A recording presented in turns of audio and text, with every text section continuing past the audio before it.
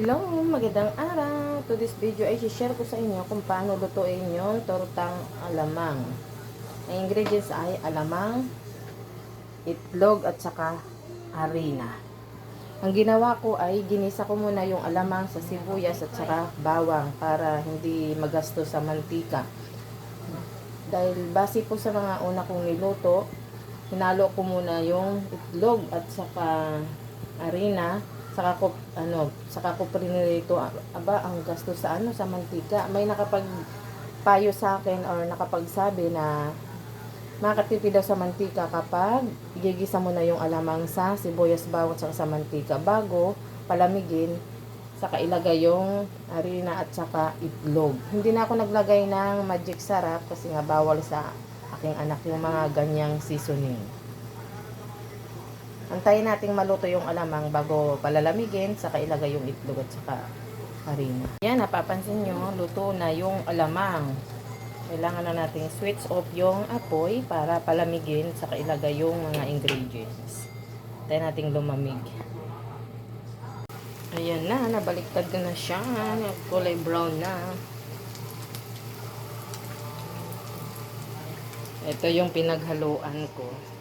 Yan ko hinalo yung harina, itlog at saka alamang. Ito na yung naluto ko. Unang batch. Ulam namin mamaya. Ayan, second batch. Takpan natin para mabilis maluto.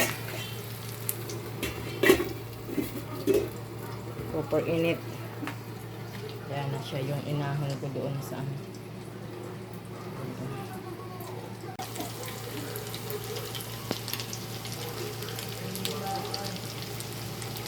kailangan maliliit lang yung paglagay para hindi masyadong makapal. Kapag makapal kasi nangyayari, naging hilaw sa loob.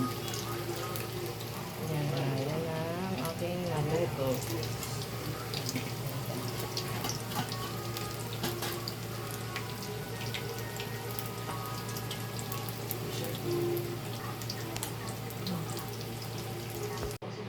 Ayan na ang aking finish